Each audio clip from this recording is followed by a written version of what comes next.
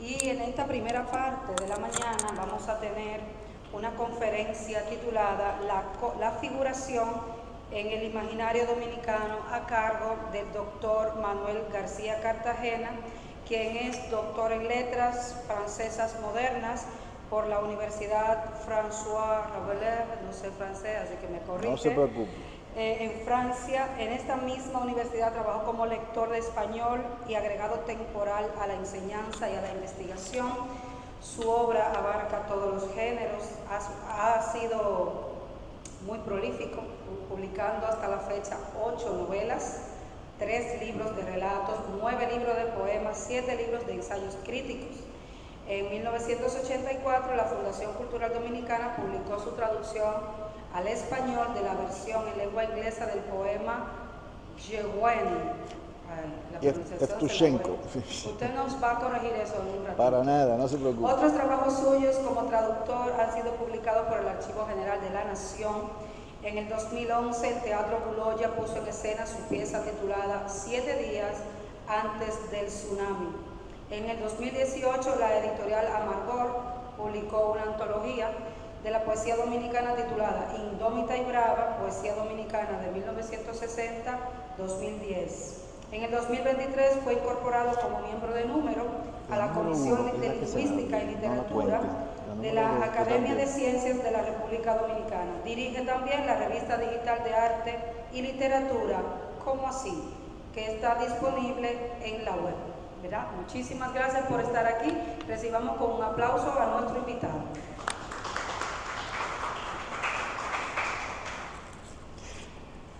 Muchas gracias. En este año que ya ha doblado la espalda, a mí me hicieron el grandísimo honor de aceptarme como miembro de la Academia de Ciencias. Y en esa ocasión yo leí un discurso que es la génesis de esta invitación que me extendió la doctora Ofelia Berrido.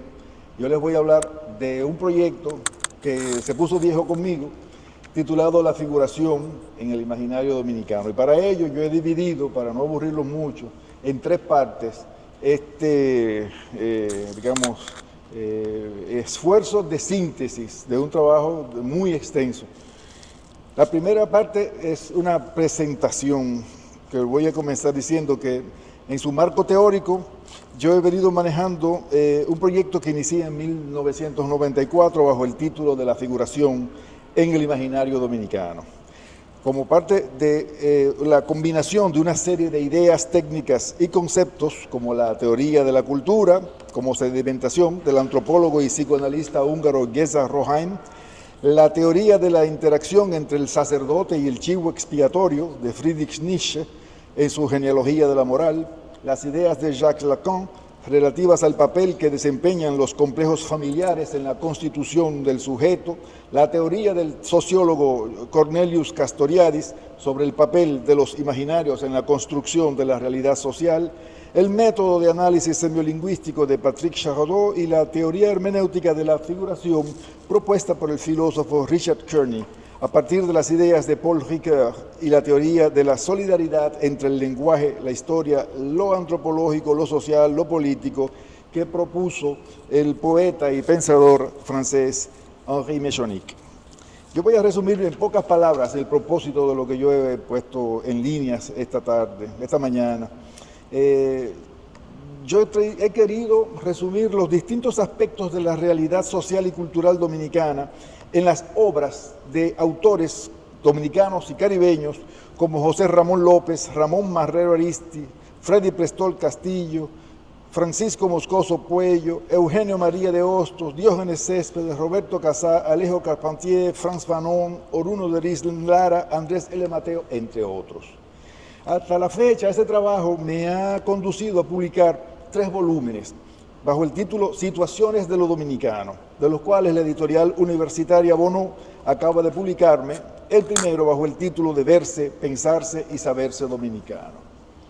Lo que yo he llamado la figuración equivale a asumir como una necesidad el hecho de trascender teórica y metodológicamente una serie de binarismos, de dualismos, que como los de forma y contenido, ética y estética, individual y contenido, oralidad y escritura, ficción y realidad, verdad y mentira, afectan y desvirtúan la comprensión del funcionamiento de los discursos de tipo literario e histórico.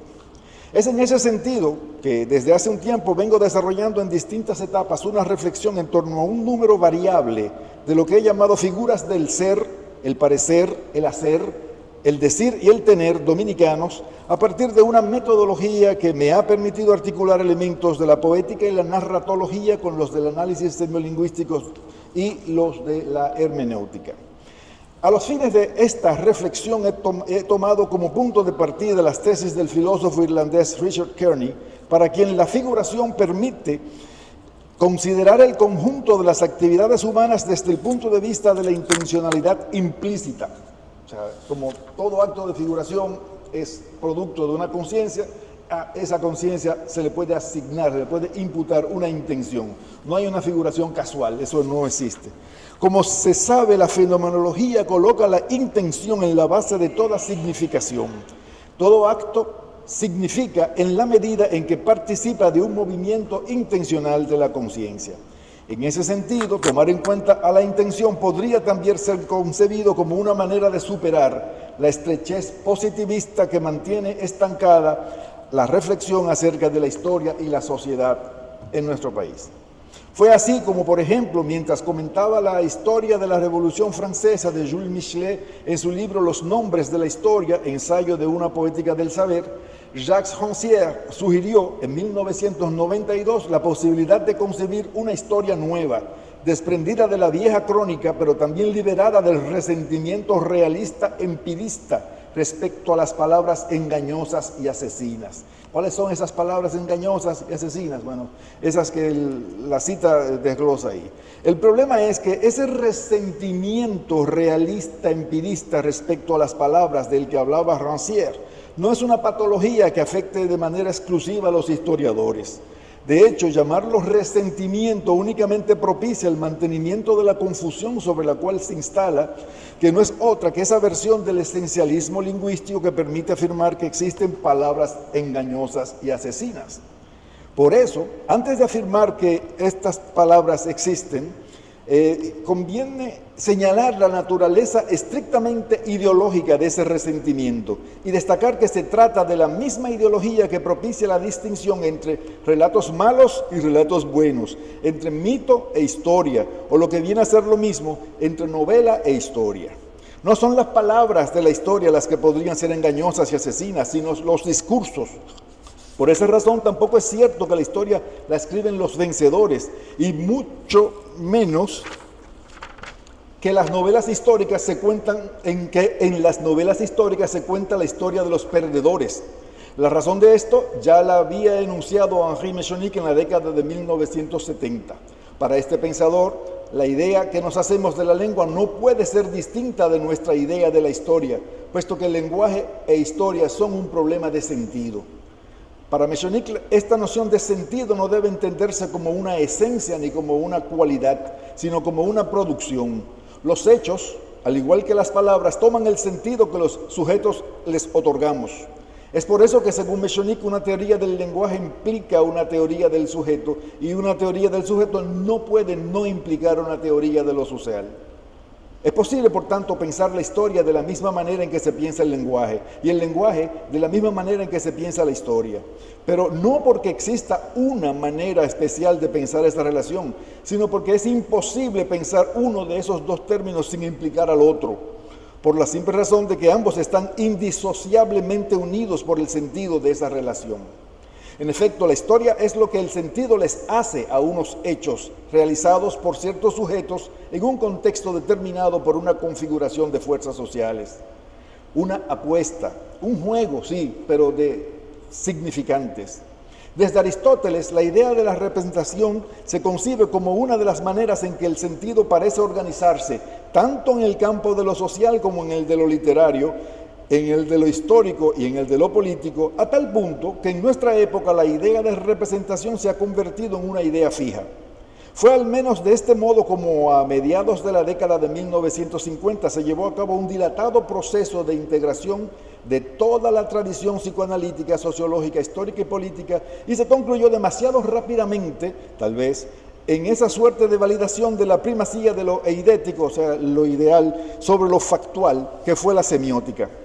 Contra eso precisamente surgió en torno a la década de 1980 la teoría de las representaciones sociales, más como una crítica de la teoría del sujeto de la semiótica que como una emanación de la psicología social.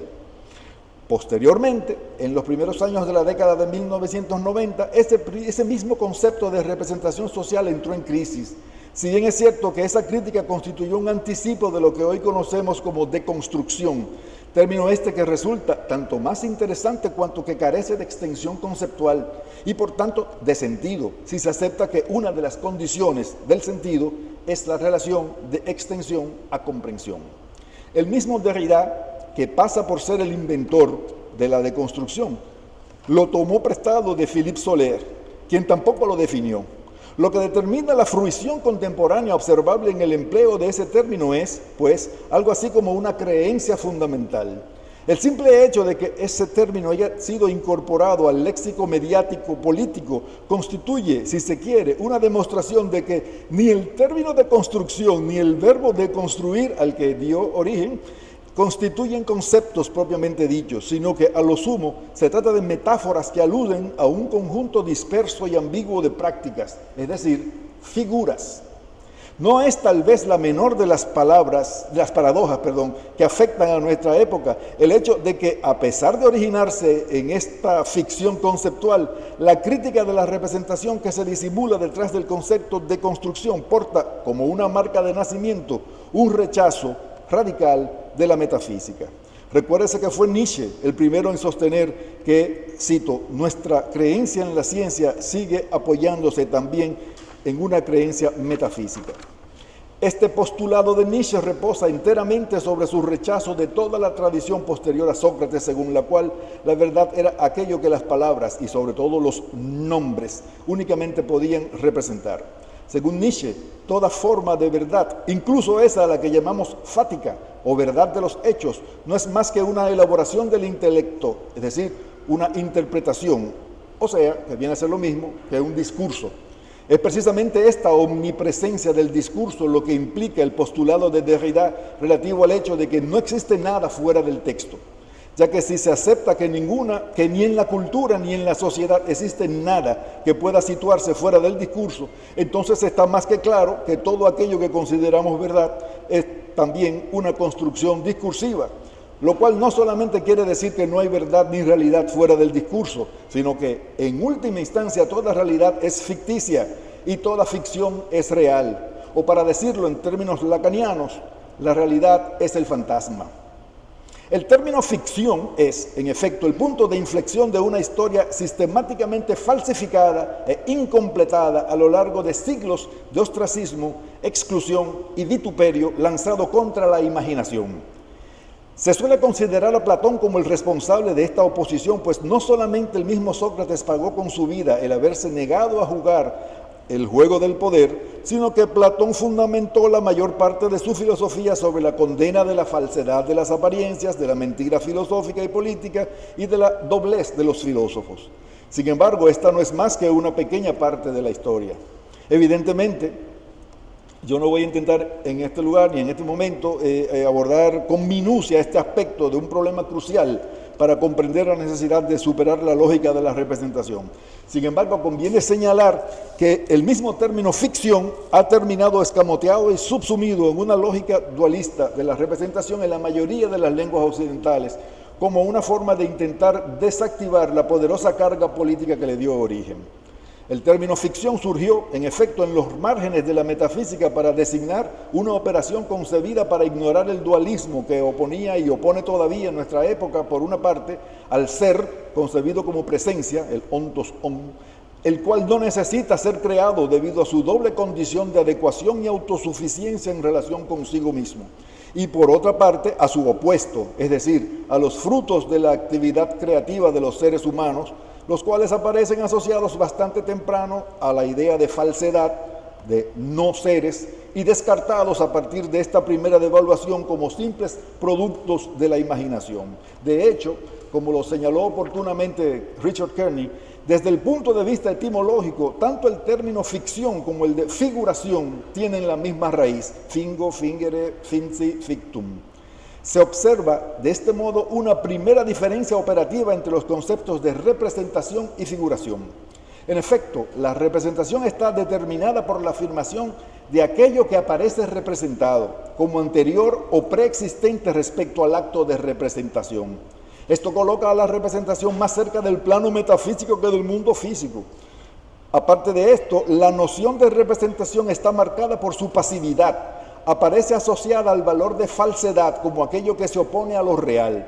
Se trata de una noción dualista, es decir, implica por una parte una forma representante y por la otra una realidad representada. La idea de representación es muy antigua. Toda la metafísica occidental es su heredera. Se fundamenta en la teoría del signo. En efecto, como todo concepto de tipo dualista, el de representación opone por un lado al representante, que viene a ser algo así como un significante, y por el otro lado al representado, que opera como el garante de realidad o de verdad. De hecho, es esta garantía lo que constituye el centro del problema, ya que dicha garantía solamente puede funcionar como un mecanismo reforzador del poder o de la verdad, que viene a ser lo mismo en este caso. De ese modo, como la confusión entre el significado de la representación y la supuesta verdad de lo representado solamente puede ser de naturaleza política, es toda la falsa lógica de la representación la que queda expuesta a la hora de reflexionar sobre las causas de la imposibilidad de superar las limitaciones inherentes de su aplicación a la vida política en la mayoría de las sociedades contemporáneas. Para que eso se entienda claramente, es como decirle, como cuando usted le dice a un pintor o a una pintora que ese cuadro que está ahí no es verdad. O sea, ¿qué es lo que no es verdad? La pintura que está puesta sobre el canvas, sobre el lienzo, o lo que se representa en ese... O decirle a un novelista que la historia que cuentan no es verdad, que eso no pasó así. ¿Qué es lo que no es verdad? ¿Que yo la escribí o que lo que yo cuento ahí no sucedió de esa manera? Entonces, en cualquier caso, tanto en el caso de la pintura como en la literatura, el término verdad no tiene absolutamente nada que ver como criterio de valoración del trabajo de figuración. Es por eso que, por ejemplo, ni las mujeres aceptan de buena gana ser representadas por los hombres, ni los obreros se sienten representados por los patrones, ni los negros ni los mulatos nos sentimos representados por un sistema que parece haber sido concebido para excluirnos. Y es por eso que ante ese disfuncionamiento de la representación, la única puerta que parece quedar permanentemente disponible es la de la imaginación, o sea, la figuración. La figuración, por su parte, se concibe como un acto de creación. Eso a lo que Kearney llamó el hacer creativo, el cual recubre el conjunto completo de los productos de la actividad intencional de los seres humanos. Según Kearney, en efecto, cito, la existencia humana es siempre y en todas sus dimensiones una figuración. Nuestra existencia no es literal, sino figurativa. Es una superación temporal exterior a todos los datos actuales hacia una posibilidad siempre por venir. Somos seres creativos que nos figuramos nuestro mundo así o de otro modo. Figurar el mundo es en el fondo figurárselo así o asá. Es apuntar a una cosa que todavía no es. Fin de la cita. Esto implica la imposibilidad de reducir la figuración a los esquemas de pensamiento típicos del dualismo, pues sus productos, es decir, las figuras, son al mismo tiempo reales, ya que son el resultado de una producción de sentido, e imaginarias, puesto que esa producción únicamente puede llevarse a cabo a partir de un proceso de individuación. Así, pierde todo sentido cualquier juicio orientado a descartar como falsos, subjetivos o imaginarios los productos de la figuración, toda vez que no es posible encontrar una sola actividad humana que escape a la actividad figurativa. Una última observación antes de entrar en materia. La creencia de que la historia tiene un sentido es producto de otra creencia más acendrada y que consiste en asumir que las palabras tienen un sentido que les es propio, el cual se opone naturalmente a otro sentido al que una larga tradición retórica llama figurado, es decir, un sentido propio versus otro sentido figurado. De ese modo, la mitología del sentido que sirve de base a la oposición entre la prosa y la poesía es la misma que sustenta la oposición entre historia y literatura. Desde ese punto de vista, poco importa en efecto que la lingüística saussuriana haya subrayado enfáticamente el carácter puramente convencional y radicalmente arbitrario de la relación entre el significante y el significado, ya que todo el edificio de la lógica de la identidad reposa sobre la creencia en el sentido propio de las palabras. El logos teológico, el valor jurídico de los contratos, el peso social de la palabra empeñada, el valor cultural de la palabra académica, etc., son apenas algunos ejemplos de la pregnancia cultural de esa creencia. Y en la actualidad, esa misma mitología del sentido es el dispositivo que permite a los colectivos como el de LGTB+, manejar el lenguaje como un ariete verbal diseñado para deconstruir la armadura morfológica de las palabras, convirtiéndolas en una fuerza de choque para provocar la revisión completa de la noción de identidad de género. Lo que acabo de decir acerca de la historia se le podría transferir a la cuenta de la literatura sin mayores consecuencias. En efecto, desde el doble punto de vista discursivo e institucional, la literatura se presenta como un sistema de representación de la realidad social y cultural a través de una práctica ideologizada de la escritura. Las relaciones que ese sistema de representación y esta escritura mantienen con la historia vienen dadas por el acto de individuación que realiza un sujeto discursivo. Término que es preferible al de autor en este contexto, debido a que permite poner de manifiesto la implicación en el campo de lo político-social del sujeto productor de sentidos que se encuentra en la base de la cadena discursiva. No es el único, existen otros, pero es el que en este sentido tiene más pertinencia. A partir de la serie completa de instancias lingüísticas, culturales, políticas que configuran la significancia del texto. De hecho, la actual preponderancia del marketing, que ha pasado a predominar sobre el campo literario, está diseñada, entre otras cosas, para hacer olvidar que en el curso de la década de 1970 la literatura, y muy particularmente la literatura de ficción, quedó atrapada como práctica discursiva en el campo de la crítica del concepto de representación, que en aquella época resurgió con una fuerza inusitada, impulsada por esa suma de corrientes de pensamiento que se conoció bajo el nombre de postestructuralismo.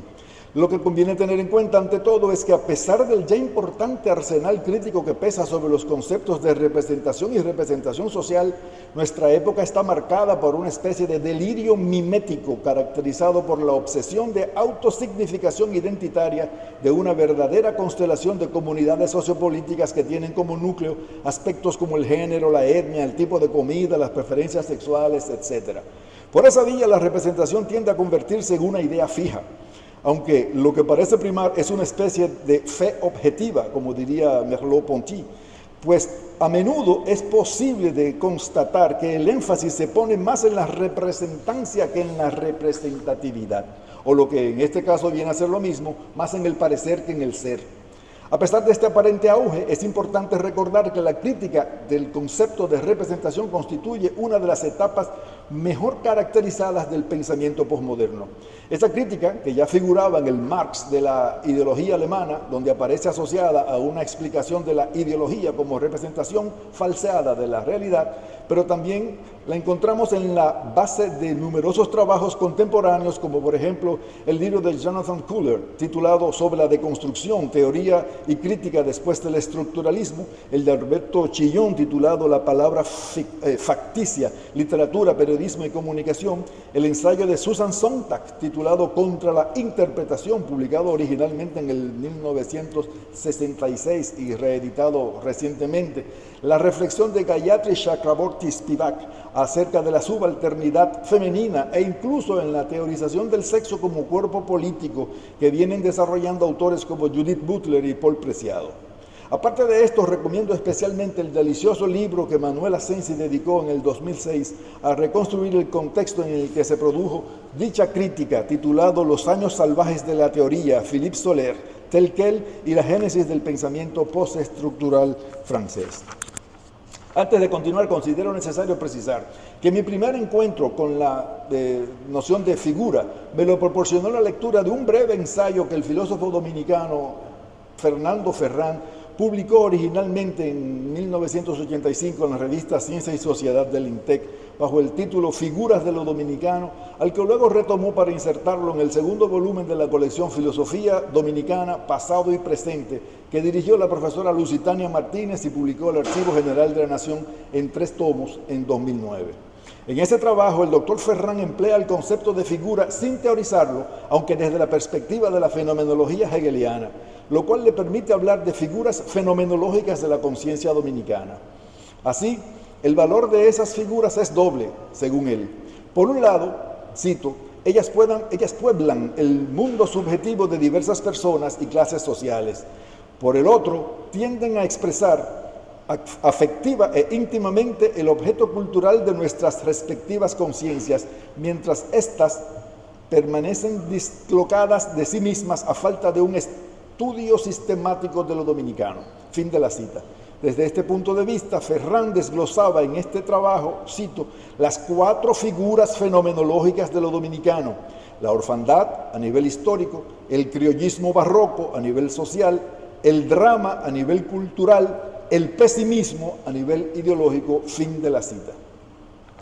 Pocos años después de aquella primera lectura del ensayo del doctor Ferrán, mientras realizaba la investigación que culminó en 1992 con mi tesis de doctorado de Letras Francesas Modernas, me familiaricé con la noción de figura tal como la emplea Gérard Genet en su serie de obras dedicadas al estudio de la retórica narrativa, e incluso había agregado a mi terminología personal la noción de figura de sujeto, que en aquella época empleaba a mansalva, en lugar de otras de uso más frecuente en el campo de la crítica literaria como personaje, actante o incluso cronotopo.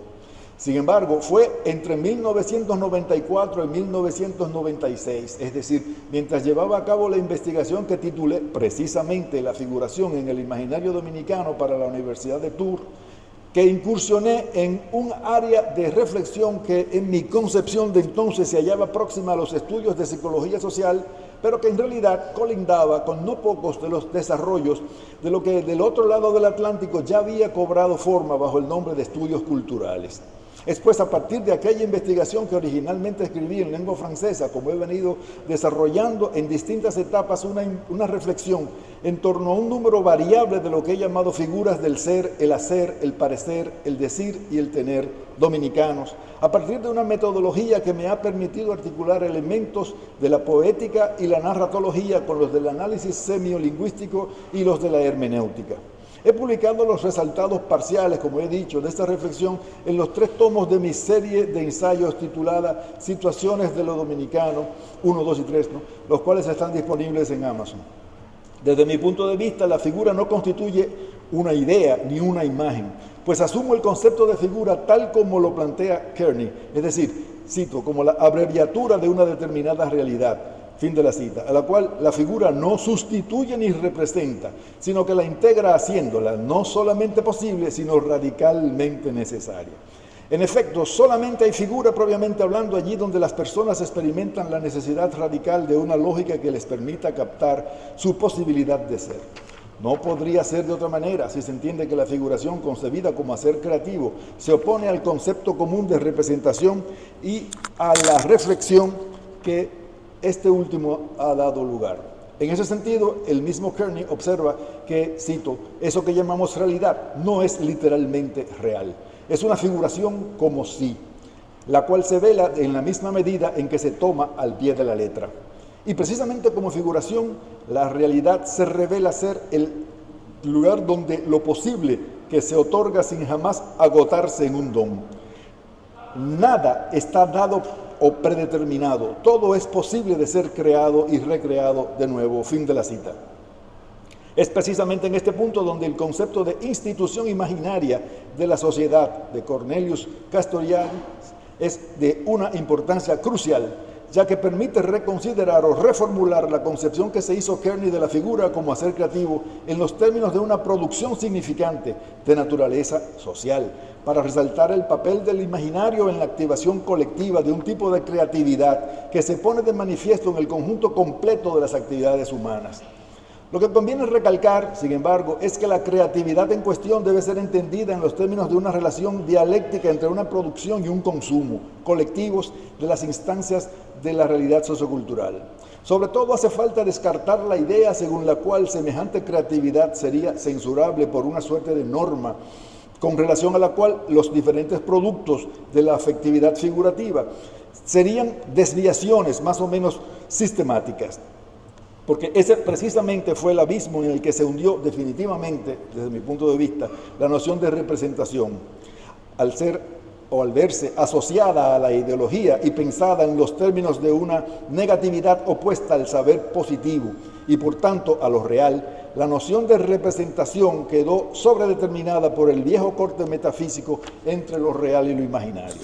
Como primera conclusión, pues diré que eso que llamamos realidad no es tan real que pueda impedir la postulación de otras realidades simultáneas, ya que esto precisamente es lo que hace que la realidad sea un lugar capaz de ser socialmente compartido, debatido, conquistado, perdido, traducido, validado e invalidado por una infinidad de personas que, como figuras de sujeto que somos cada uno de nosotros para los demás, también nos encontramos sometidos a esa radical contradicción que caracteriza a todo aquello que es real. Así, no es que las personas podemos figurarnos el mundo, sino que únicamente podemos existir en el mundo de manera figurativa. La segunda parte, entonces, en el imaginario. Vamos a entrar a este concepto, porque mi interés por el estudio del imaginario dominicano nace de mi acercamiento intenso, polémico y problemático a esa fábrica de contradicciones que fue el movimiento surrealista. En mis años formativos aquí en la República Dominicana había entrado en contacto con el pensamiento de Henri Mechonic gracias a mi amistad con el profesor Diógenes Céspedes. Y una vez en Francia me volví adicto a la lectura de los libros que Gaston Bachelard dedicó a explicar su famosa poética material, psicoanálisis del fuego, el aire y los sueños, el agua y los sueños, la tierra y las ensoñaciones del reposo, así como los de Gilbert Durand, uno de los alumnos de Bachelard, con sus libros como las estructuras simbólicas de lo imaginario y la imaginación simbólica. No obstante, yo tuve que esperar a entrar en contacto con la obra de Cornelius Castoriadis titulada La institución imaginaria de la sociedad para que todas aquellas lecturas que había realizado previamente se organizaran en mi cabeza y me indicaran una ruta posible para el tipo de investigaciones que me interesaba hacer luego de la obtención de mi doctorado de letras francesas en el 92. Esa ruta me llevaría a interesarme por ciertos tipos de producciones sensibles detectables en la música, en la artesanía, en la danza y sobre todo en los discursos socioculturales.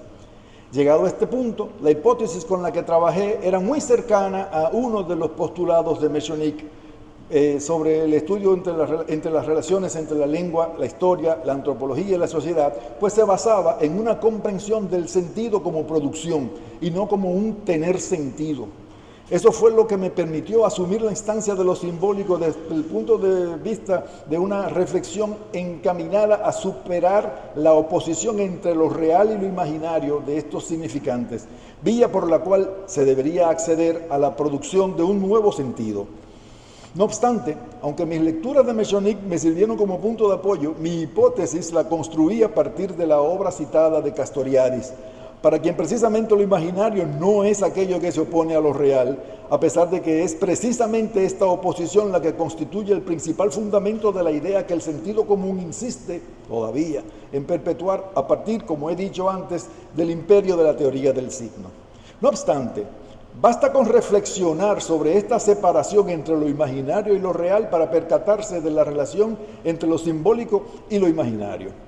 Lo imaginario, nos dice Castoriadis, debe utilizar lo simbólico, no solo para expresarse, lo cual es evidente, sino para existir, para pasar de lo virtual a cualquier otra cosa más. Fin de la cita.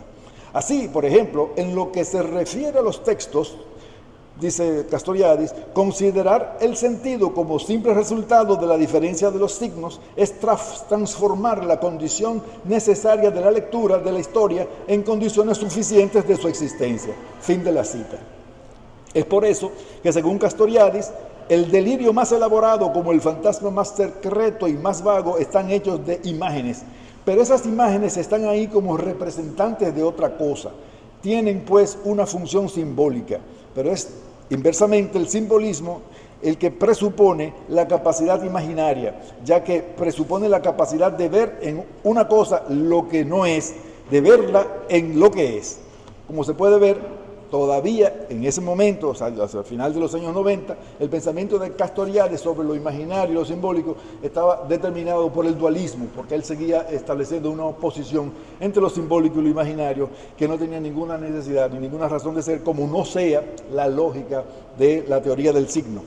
No obstante, la idea que Castoriadis se hizo de lo imaginario continuaba siendo deudora de la lógica dualista de la representación.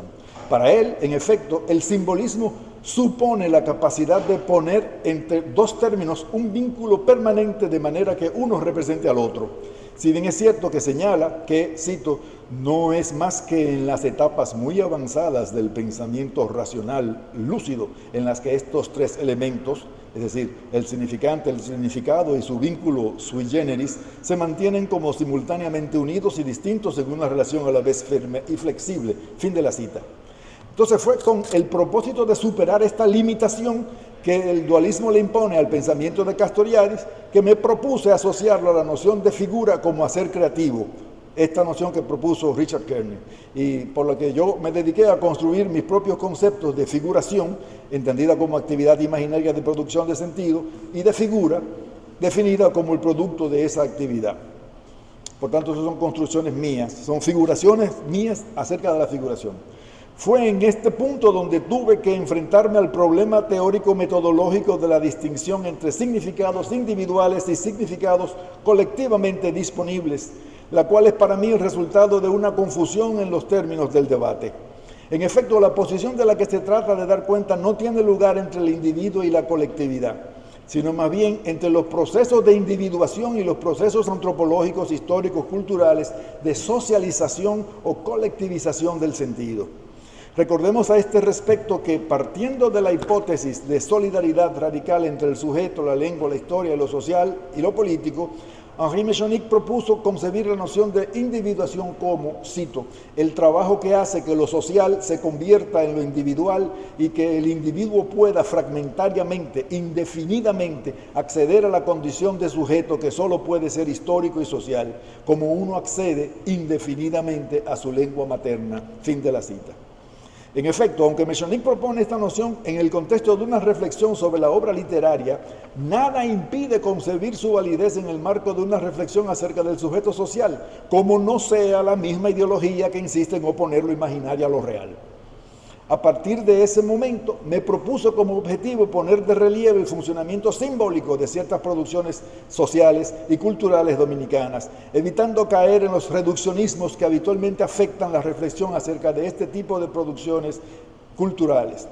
El simbolismo en cuestión se refiere en particular a los significados sociales, es decir, el vasto campo de las producciones tecnológicas, económicas, jurídicas y culturales sobre las que se organiza y se distribuye históricamente el sentido de la vida social.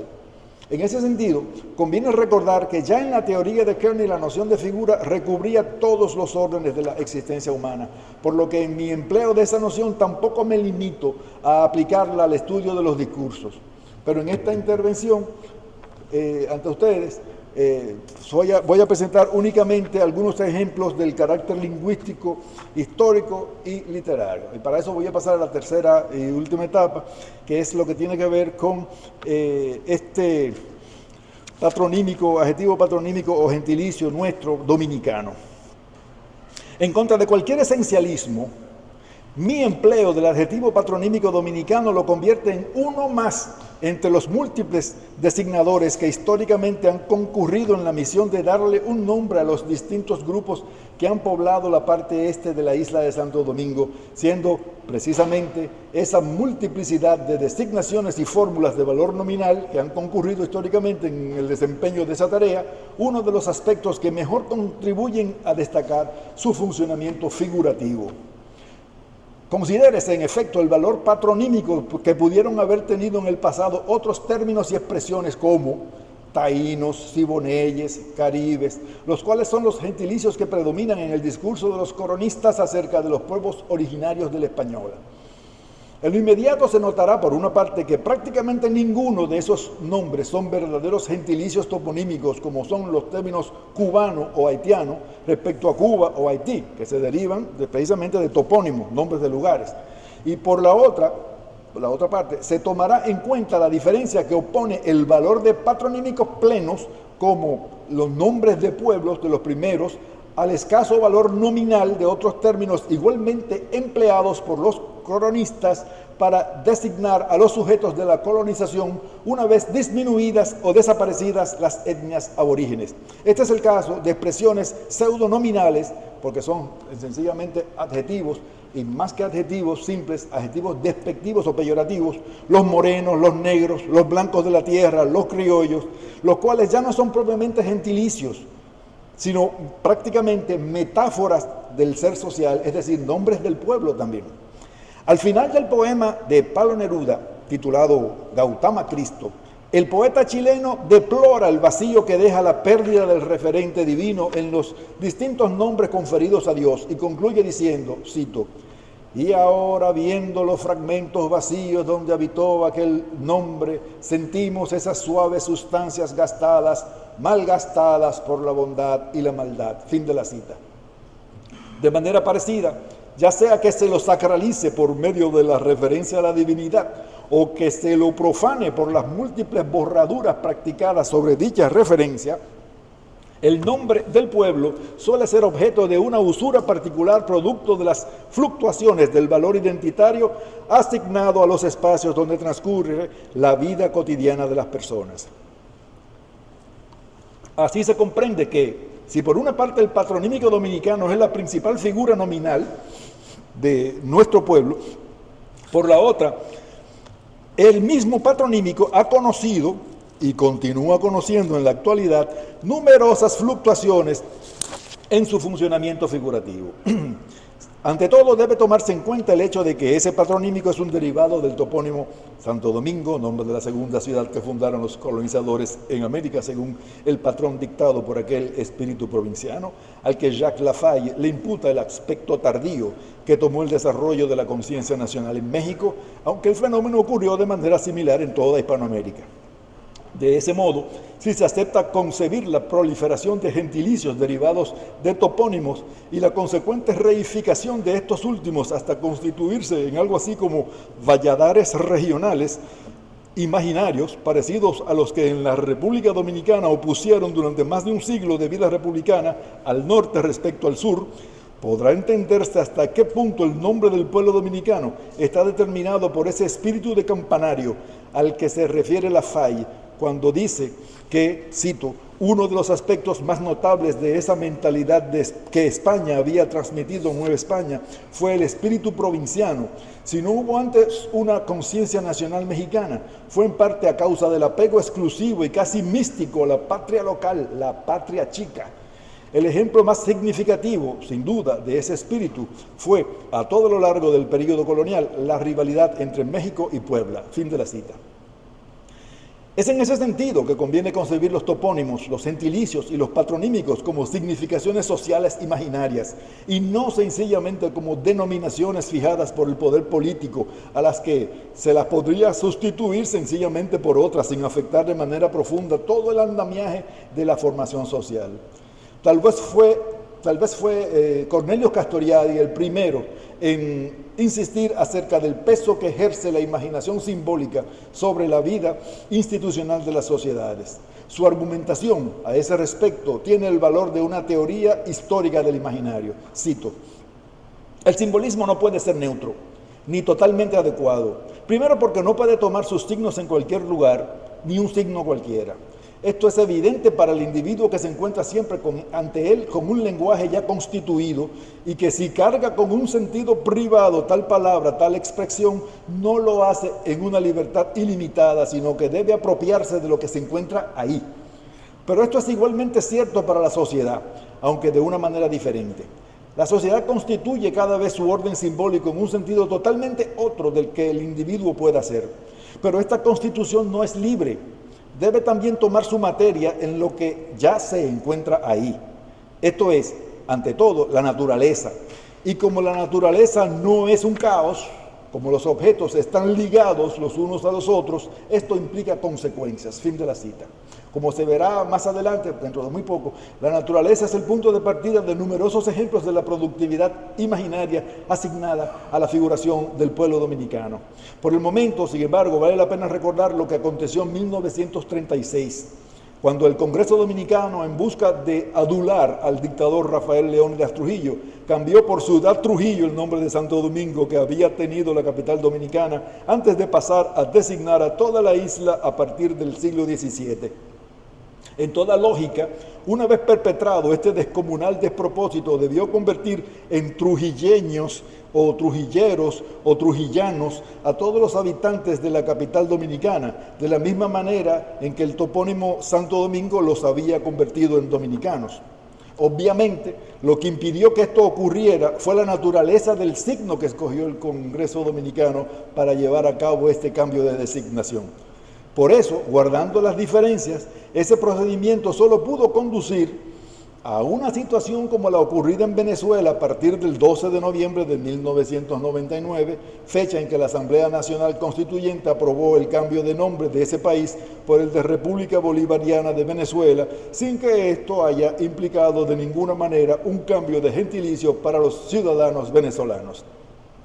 En lo que respecta al gentilicio dominicano, no obstante, se notará la manera traslaticia con que el mito de la orden religiosa de los dominicos, que dio pie a su representación heráldica bajo la forma de un perro que lleva en la boca una tea, una antorcha, para incendiar los cielos, suele citarse erróneamente como si se tratara de una etimología de la palabra dominicano. Con esa idea se cierra el proyecto novelesco que el historiador dominicano Bernardo Vega Boiry tituló precisamente Dominicanis, cuya trama está organizada a partir de un diálogo ficticio entre los dictadores Ulises Heró y Rafael Leónidas Trujillo, en virtud de lo cual Vega pone en boca de este último las siguientes palabras que cierran esa novela, cito: es que nos recuerdan que vivían sin angustias porque nosotros se lo resolvíamos todos. En su vida idílica ellos solo tenían que obedecer ciegamente como cachorros falderos y cumplir las órdenes de nosotros, sus señores, los que establecimos la disciplina para perros. Eso me lo explicó bien, claro, mi amigo el cura, cuando me demostró con sus amplios conocimientos del latín que los dominicanos, los dominicanes, eran los perros del Señor. Fin de la cita. Ese ejemplo me permite evidenciar de paso uno de los aspectos más fulgurantes de la figuración, que no es otro que la posibilidad que tiene cada figura de dar origen por combinatoria, por superposición o por resonancia a un número infinito y simultáneo de nuevas figuras. Una de estas vías consiste en la producción de metáforas existenciales basadas en experiencias diarias de percepciones corporeizadas, los factores físicos, las circunstancias culturales, etc. En su libro titulado Metáforas de la vida cotidiana, los lingüistas cognitivos estadounidenses George Lakoff y Mark Johnson estudiaron lo que llamaron las metáforas ontológicas y postularon que éstas funcionan como formas de considerar acontecimientos, actividades, emociones, ideas, etcétera, como entidades y sustancias. He detectado en la oralidad popular dominicana una corriente figurativa que irriga las zonas del imaginario relacionadas con la creación de metáforas ontológicas. Las he llamado teratológicas, según un ensayo que se incluyó en el libro que me publicó la editorial Bonón recientemente. Relacionadas con experiencias de la vida cotidiana interpersonal mediante la selección de un código figurativo de tipo animal. Como los nombres de Dios, en el poema de Neruda, esas figuras habrían podido quedar desactivadas inmediatamente después de que se olvidara la experiencia que les dio origen. ¿De qué serviría, en efecto, preguntarse quién fue el primero en fijarse, por ejemplo, en que algunas personas se comportan de la misma manera esquiva y evasiva que los chivos o las moscas? En efecto, desde el punto de vista de la lingüística cognitiva, lo único que importa es que exista una comunidad de hablantes capaz de asignarle un sentido a una frase como Elena se puso chiva o Tomás anda mosca, y que pueda sacar en claro la idea de que ni Elena ni Tomás quieren verse en problemas. Las siguientes dos series de ejemplos nos proporcionan una idea de los tipos de fines a los que sirven las metáforas ontológicas del ser social dominicano basadas en la codificación animal o vegetal. El hecho de que ambas series sean valorativas no es casual, es que así es como funcionan. Y esto está muy relacionado con una mecánica que, según mis investigaciones, remonta a la etapa de la esclavitud, en donde el cuerpo social dominicano era valorado diariamente y como una estrategia de poder para mantener sometida a la población. Así, por ejemplo, decirle a una mujer, es una tallota, él es un yuca pelá, su piel es demasiado pálida, significa. O, eso no es más que un penco de abogado, ese abogado es un insignificante. Ese monito tití no sabe de eso, ese tipo de piel negra y bajito de estatura no sabe de eso. Ese es un palomo, no sabe batear. Ese individuo es un joven inexperto o poco diestro. Ese es un gallo loco, ese es un individuo que no tiene ni talento, ni formación, ni experiencia. No hable con esa cacata, no hable con esa mujer tóxica. O también para valorar o elogiar a alguien por su fuerza, su talento o su destreza. Esa doña es una leona, esa doña muy valiente, aguerrida, trabajadora o capaz. Ese tipo es el león del Cumajón, el más fiero, el malo, el cruel o más malo de un lugar.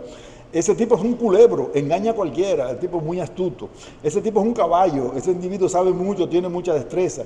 Deja esa mula tranquila, deja esa mujer terca tranquila, etc. Hay muchísimas otras que se podrían agregar a esta lista. Esto no se detiene aquí porque en esta época merecen especial atención ciertas metáforas, que algunas que ya están desapareciendo en su valor, la acepción semántica original, como la del tigre, que era una metáfora despectiva para designar al individuo que estaba considerado de menor categoría, pero que en la actualidad se ha resemantizado y se ha convertido en alguien muy astuto, muy hábil. Es decir, que ya no es el mismo tigre cuando decimos tigre de alguien, o la más posmoderna, monstruo, que es otra metáfora teratológica, donde las haya. En ambos casos, la figura del sujeto así descrita queda sumida en una indefinición ética, tanto más importante cuanto mayor sea la carga de sustantivación que le sea asignada.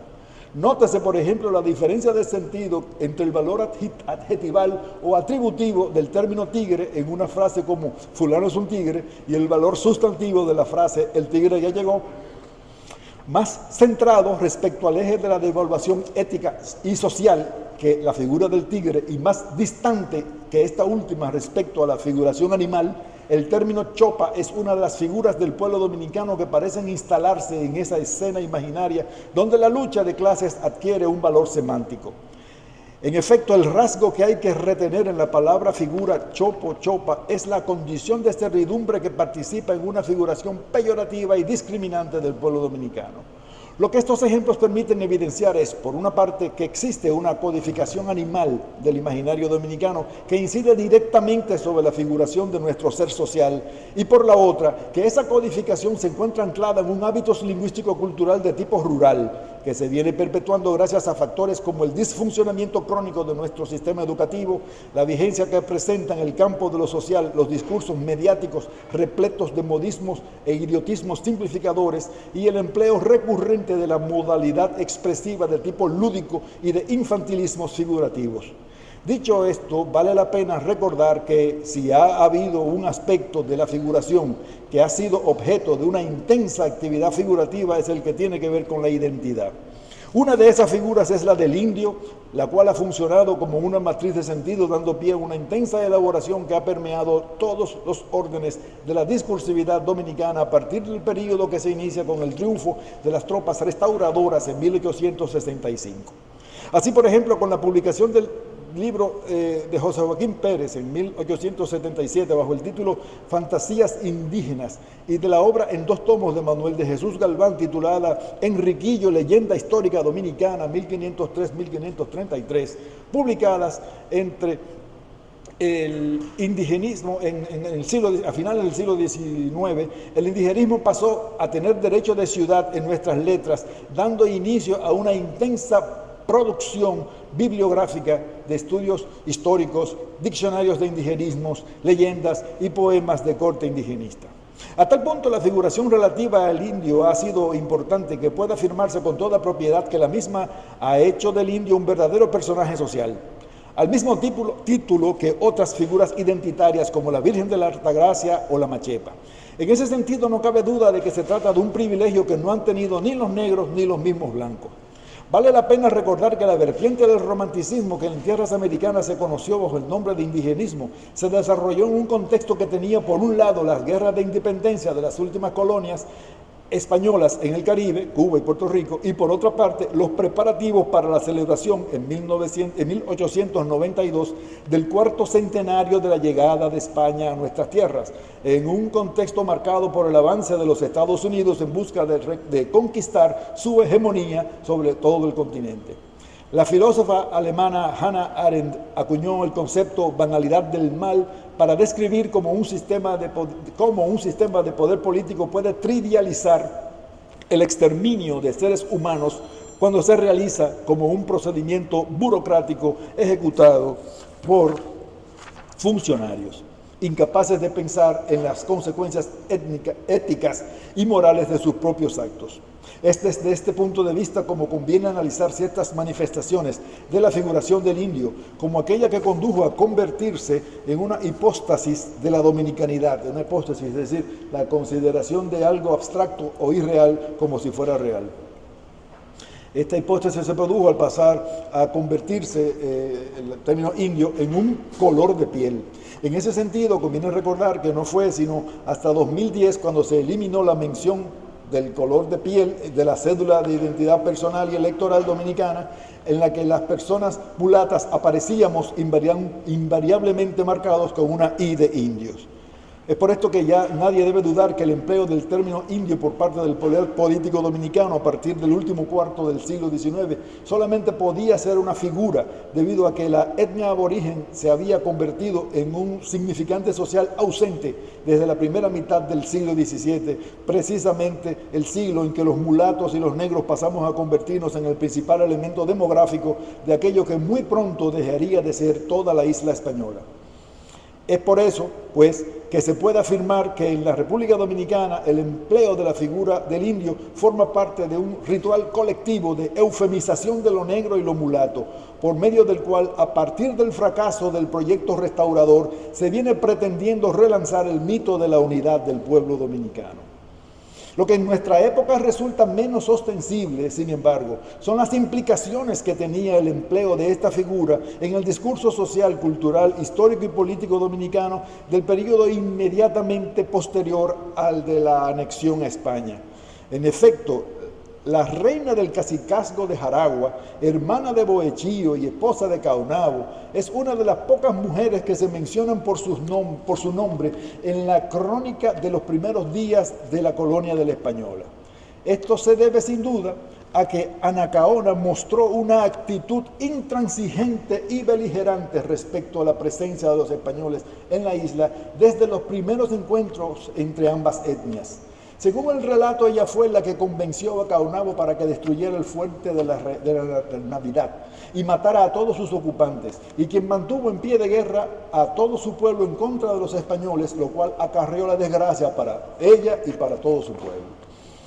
En efecto, poco después de la llegada de Nicolás de Obando en 502, con órdenes de sustituir a Francisco de Bobadilla como gobernador de la isla, el comendador ideó un plan para poner fin a las sublevaciones que Anacaona orquestaba desde el cacicazgo de Jaragua. Con ese propósito aprovechó que la cacica de Jaragua y de Maguana lo invitó a que asistiera a unos areitos que celebraría en su honor, como antes lo había hecho en 2 ocasiones con Bartolomé Colón. Esos areitos serían celebrados con la presencia de un gran número de caciques y más de 300 doncellas vírgenes púberes que danzarían para Obando y sus hombres. Estos últimos reunieron a todos los caciques en un gran caney al que luego incendiaron. Luego apresaron a Anacaona, la llevaron a Santo Domingo, donde la cacica fue condenada a morir ahorcada. El relato de la muerte de Anacaona permaneció latente durante siglos en el imaginario de la colonia. No obstante, la sociedad de Santo Domingo debió esperar hasta luego de ver fracasado su último intento de reanudar con el pasado colonial español, para reconciliarse con la reina de Jaragua. En efecto, fue hacia el último cuarto del siglo XIX cuando se hizo necesario recurrir al pasado indígena en busca de una figura que pudiera ocupar el lugar que había dejado vacío la pérdida de la vieja ilusión de reconquistar el aprecio de la madre patria. Por supuesto, la figura que asumió ese papel no fue ni la de Caonabo ni la de Enriquillo, sino la de Anacaona. Entonces, Anacaona, sin duda, es uno de los personajes clave del imaginario dominicano. El mal hábito de reducir el conjunto completo de los sentidos del decir vivir del país a los de la capital mantiene en cierta forma oculta la enorme actividad figurativa que se le asigna a este personaje en otras regiones y muy particularmente en la zona del sur. Como quiera que sea, es fuerza reconocer que es muy poco lo que puede afirmarse acerca de Anacaona como acerca de cualquier otro miembro de la etnia aborigen de la española. En ese sentido, sin embargo, yerra completamente Catarina Vallejo cuando dice que, cito, es importante recalcar que todo lo que se escribe sobre Anacaona, aún durante la colonia, es, si no ficción completa, por lo menos historia ficcionalizada, ya que pocos cronistas la conocieron o fueron testigos de los hechos, fin de la cita. Porque ni en este caso, ni en muchos otros, tiene ningún sentido oponer la historia a la ficción, puesto que Anacaona es una auténtica figura de sujeto, lo cual no es lo mismo que un personaje imaginario, sino precisamente lo contrario. Se trata de una construcción discursiva simultáneamente lingüística, histórica y cultural. Ya me queda una hoja, no te preocupes. Ya, listo. Es por eso que la recuperación de la figura de Anacaona durante la era de Trujillo constituyó sin lugar a dudas una estrategia cuya transversalidad y organicidad atestiguaba el mismo hecho de que una de las hijas del dictador se llamaba precisamente Flor de Oro Trujillo Ledesma. Recuérdese además que la efigie de mujer indígena que se acuñó en las monedas dominicanas que circularon hasta el final del siglo XX eran precisamente las de Anacaona, nombre que según se dice significa flor de oro en la lengua aborigen. Fue precisamente esta recuperación de la figura de Anacaona por el régimen hispanófilo, racista y negrófobo de Trujillo lo que más contribuyó a banalizar el mal que constituyó para la historia de todo el Caribe el brutal exterminio de la etnia aborigen. Dicho esto, esta recuperación de la figura de Anacaona por el poder trujillista nos permite hoy comprender mejor por qué la figuración no tiene nada que ver con la representación, puesto que ni el nombre de Anacaona, ni el de Flor de Oro, ni la representación estatuaria de la cacica a los pies de Cristóbal Colón, ni su efigie acuñada en las monedas representan verdaderamente a Anacaona. Antes, al contrario, lo único que prueban esas elaboraciones es que la cacica Anacaona sobrevive en su figuración. Esto así porque la figuración está siempre más allá del bien y el mal. No es ni verdad ni mentira. En todas sus formas su empleo es siempre político. Y por eso, discutir con una figura es reconocerse vulnerado por un sentido diseñado por otros para darnos a consumir una realidad construida. Muchísimas gracias. Me he sentido muy contento.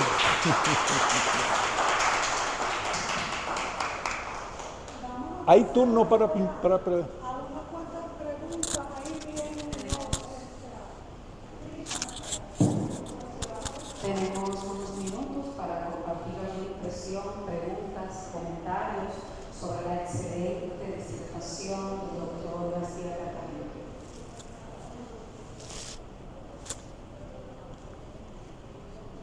Gracias, excelente la parte que me tocó escuchar. En alguna parte de tu intervención usaste modismo y idiotización infantil, que desarrolle un poquito más. De acuerdo. esa conceptualización. La sociolingüística ya no emplea los términos valorativos que caracterizan la perspectiva normativa. Es decir, desde un punto de vista normativa, ustedes saben, nosotros todos sabemos, que la mayoría de las personas llama hablar mal o decir malas palabras, porque son valoraciones que generalmente se hacen desde el punto de vista moral, ¿no? Si usted quiere, en apego a las buenas costumbres. Lo que sucede es que la sociolingüística, como aspira o mantiene todavía una concepción positivista de la ciencia como lo que es aséptico a lo ideológico, evita este tipo de formulaciones valorativas y para eso emplea un vocabulario, una terminología restringida. Entonces los registros lingüísticos se van a ir catalogando en función de los tipos de usuarios, de los emisores, los grupos sociales en donde se producen estas cosas. Si son infantilismos es porque son propios del tipo de lengua que hablan los infantes, los niños. Pero los infantilismos los podemos también incorporar nosotros, los adultos, cuando los empleamos. A veces uno, pasando por algún sitio, escucha a una persona y cuando uno mira, uno cree que era alguien joven y es alguien que está hablando de janguear, de qué lo que, de ese tipo de cosas que es propio de la jerga juvenil, que podría entonces pasar por un modismo porque son términos evanescentes, que tienen una vigencia durante un periodo y luego se desaparecen. Solo que con las redes sociales y con estos nuevos circuitos de fijación de los mensajes verbales, el mismo concepto de modismo puede entrar en crisis, porque al perpetuarse y quedarse dando vueltas por ahí como un virus en el sistema de la lengua, esa forma incluso se pueden llegar a encontrar en los diccionarios de dominicanismo, cosas que ni siquiera son dominicanas, solamente porque en la República Dominicana se han quedado por haber sido introducidas por la vía de las canciones, la telenovela y todas esas cosas, ¿comprenden? O sea que esto está en un proceso, en todo el mundo hispánico, hay un serio, digamos, proceso de alteración de las elaboraciones verbales tradicionales. Y por eso la misma terminología lingüística hay que verla en función de cómo se adecuan a los pensamientos de la península o a los pensamientos de los Estados Unidos, que al parecer se está convirtiendo en el nuevo centro de hegemonía teórico y metodológico para hablar del español, aunque ustedes no lo crean. ¿Comprende? O sea, un lingüista norteamericano no va a decir las cosas de la misma manera que le va a decir un lingüista peninsular, y mucho menos con un argentino, mucho menos porque las orientaciones académicas varían. Antes se decía que cada maestro tiene su librito, ahora eso es más complicado. Pero ese es el sentido por el que yo empleé modismos, infantilismos, para no incurrir en valoraciones morales, porque yo no tengo nada que ver con eso. La figuración no es ni moral, ni inmoral, ni verdad, ni mentira. Y nada de lo que yo dije en esta conferencia es verdad, pero nada puede decir que es mentira tampoco. Hay una otra pregunta, opinión. Antes de eso, quería dar una bienvenida al coordinador, el segundo en la línea de mando de la Feria del Libro, quien estuvo de ejecutivo interino mientras el director general estaba con una licencia, pero que sigue al mando, Darío Tejera. Claro que sí. Bienvenido, muchas gracias por venir. Hay un invitado muy especial, tenemos un invitado que es el profesor Rogan, decano de la Facultad de Humanidades. Querido amigo. Y el otro querido amigo, Plinio Chaí, no lo olvide, que está ahí, ese profesor emérito. Efectivamente, sí, sí. Saludos, buenos días. Usted habló de que la realidad no es tan real, como que no quede muy clara ahí. Ok. Yo le agradezco mucho esa pregunta. Yo me la esperaba, porque generalmente cuando uno dice esta cosa, o uno se quiere hacer interesante, o vamos a ponernos de acuerdo en algo. ¿Desde dónde yo estoy hablando? Porque no es lo mismo yo decirle a alguien a quien yo le debo 20,000 pesos que el dinero no es real, que decirlo en términos filosóficos, en el marco de una reflexión sobre lo imaginario, postulando que incluso aquello que llamamos realidad es una elaboración personal mía. Porque fíjense cómo yo le pongo el dinero como moneda para que nos podamos comunicar. ¿Por qué? Porque el dinero es papel. El valor del dinero como tal no lo da el material del que está hecho. Es una construcción, una elaboración imaginaria que la sociedad, por convenciones sucesivas, ha terminado asignándoselo a ese pedazo de papel. Por tanto, esa realidad también es imaginaria. La realidad no es real. La realidad es una construcción social y esa construcción social es histórica, evoluciona. Por eso es histórica no porque data de hace mucho, sino porque va cambiando históricamente en cada proceso, en cada etapa de la configuración social. Es así como se puede ver la realidad como resultado de esa elaboración. Y si lo quiere más claro, si usted quiere ver lo clara que es la realidad, vaya a una fiesta. Mire a ver el hombre que más le gusta y quiera bailar con él. Porque una cosa es lo que piensa la que quiere bailar con alguien que le gusta y otra cosa muy distinta es lo que piensa el tipo con el que va a bailar. Porque la elaboración también se comienza ahí. O sea, vaya a ser los aspectos más subjetivos de su vida.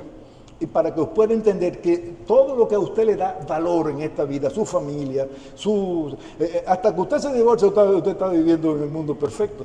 Basta que usted se divorcie para que usted se dé cuenta. Lo primero que dice la gente que se divorcia, y a mí me ha pasado, es, diablo, todo fue un sueño. Bueno, Eugenio. Ok.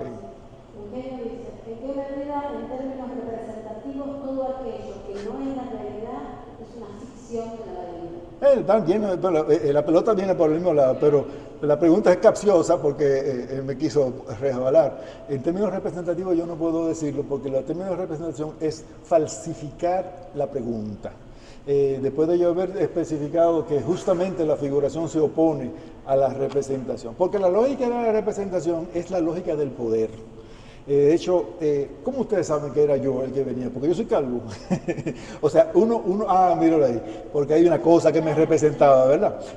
Ese es el problema, que la figuración es lo que hace que al ustedes ver a esa figura que está en esa fotografía, pararse aquí, ya dejan de ser un representante. Es la figuración que ustedes se hacen acerca de mí lo que va a primar, lo que va a prevalecer. La vida cultural es eso. La cultura asigna valores, importancias, méritos, generalmente a fotos, no a personas, generalmente a programas de televisión, no a individuos, no a sujetos. Generalmente se vota no por personas que uno conoce, sino por personas que uno oye. Y así se va construyendo un valor como resultado de una campaña que ya tiene unos mecanismos de circulación, de proyección, de promoción, sobre la base de representaciones. Es que ese es el verdadero problema de esta época. Tanto en la educación como en la cultura y en la literatura, todo se está jugando en la dictadura mimética. O sea, mimética porque la mímesis es, según Aristóteles, la capacidad de tú aparentar una cosa por otra, de representar lo real. Hay una seria distorsión del mimetismo social y cultural en el periodo en que estamos viviendo.